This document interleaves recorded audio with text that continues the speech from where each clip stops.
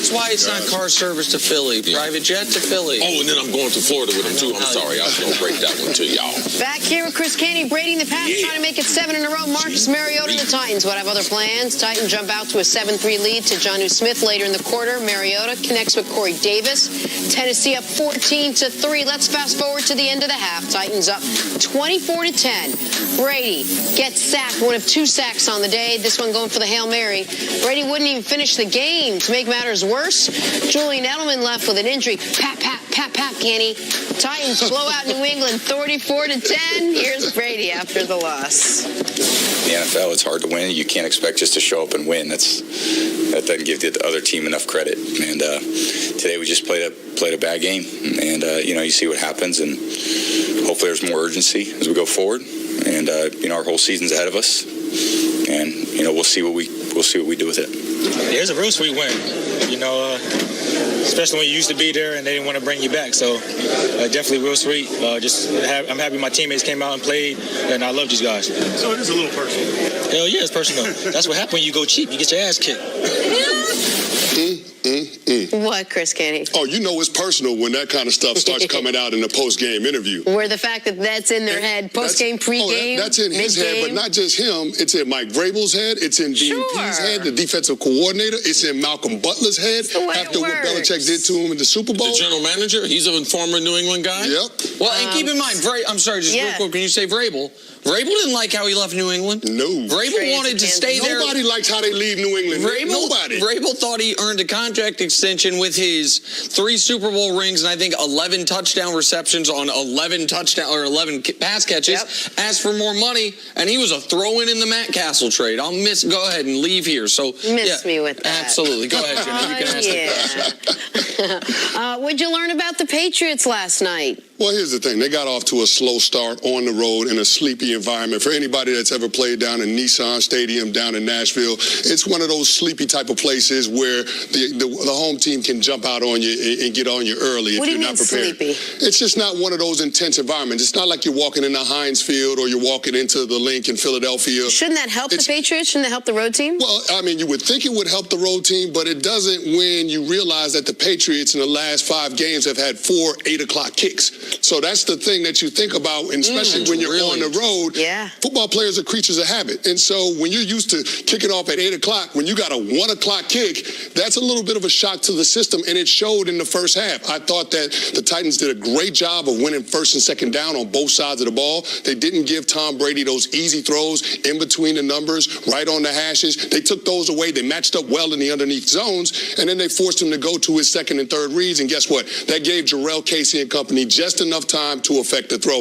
On the offensive side of the ball, the Titans kept their foot on the gas. They were able to stay in manageable downs and distances, and when they worked it down in the red zone, they were able to come up with touchdowns, not field goals, 3 or 4 in the red zone in the first half. And I think that was the big thing for that team. Being able to score on 4 of their first 6 possessions in the first half, that dictated the complexion of the game, and that was all they needed to cruise to an early victory. Very impressive. Not only this win by the Titans, but let's not forget what they did to Dallas last week. Because if what Dallas did to Philadelphia last night, you can take little snapshots and be like, well, maybe we underestimated how good Tennessee is. Because they handled New England very well. They had a good game plan. And from an offensive standpoint, how the Titans attacked New England was very impressive to me. The offensive coordinator, Matt LaFleur, even when the game was being highly contested at the end, he was still very aggressive in his play calling. Ran a reverse, threw a pass to Mariota again. So they were very, very aggressive.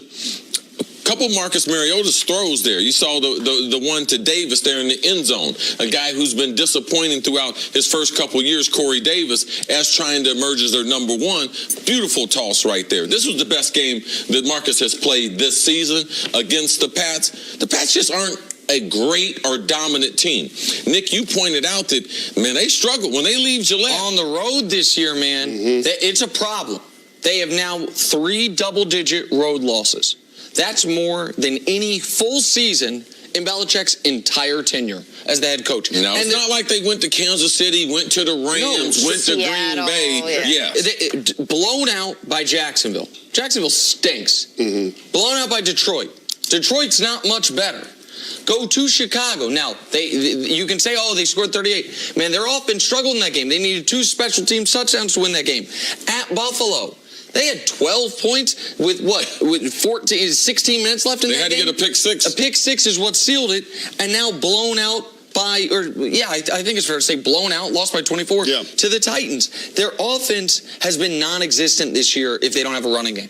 Their offense has not looked like a Patriots offense unless it's had a consistent running game. Yesterday, 19 carries for 40 yards, and on the flip side, Titans, man, they got the number 1 defense in football. It shocked me when I saw it last week. Number 1 scoring defense in football. They confirmed that standing, holding the Pats to 10 points. And Canty, you mentioned the slow first half. Second half, Pats not much better. Yep. Here's what they did in the second half. 3 plays punt, 8 plays punt, 5 plays punt, 7 plays turnover on downs, 3 plays punt.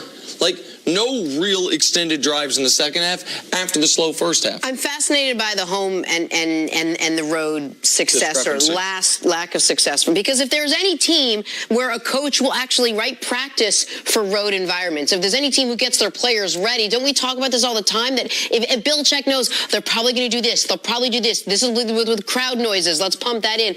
I feel like the Patriots should be the most disciplined team when it comes to preparing for road games, which is why that seems so surprising to me. This is the problem on the road. Role players play better at home. So you also have to account in the Titans. Their role players are going to play better in that home environment. Also, I have to check daylight savings time. Might have been an actual 12 Central Time start. Tennessee, they do have daylight savings time there. So, everywhere but Arizona. So actually on the clock, when you're in the ballpark at noon, compared to if you've had 3 late starts, those are the types of things. Do I eat the right thing? Because if you're eating a late game, if you're having a late game, Jenna, you asked me this before. It's hard to just eat pancakes all day or oatmeal because you typically are playing early, so you have a little earlier breakfast. Now you might have to go to a steak or pasta or something like that. I didn't like playing at night.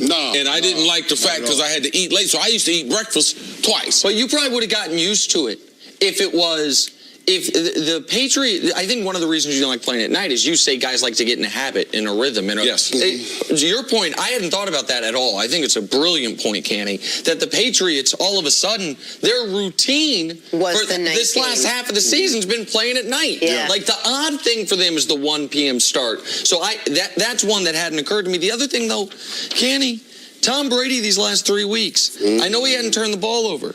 Jenny, you said it earlier. How many touchdown passes last 3 weeks? 3. 1. It's One okay. also. Thank you. That was a good job. How long Rob Gronkowski been out again? 3 weeks. Okay, there you go. 1. And so I give up. And so he's not turning the ball over like he was the first half dozen games of the year, but he hasn't been as productive. This was as unproductive a game from Brady as we've seen in quite some time. Now, Nick, this might have been the start that you had predicted last year. This is what you were expecting to see last year. No, it's true. Man, I might have pulled the trigger a year early 1 year on early, Brady but that's not a bad and deal. the Eagles. Yeah. Why didn't I just wait until this show to unveil the Eagles are frauds, that take, and the Brady's cook take? I should have waited a year and that won't have any impact. Let me tell you who's going to be the last to that Brady is over the hill take. You? I'm going to be the last one to that party.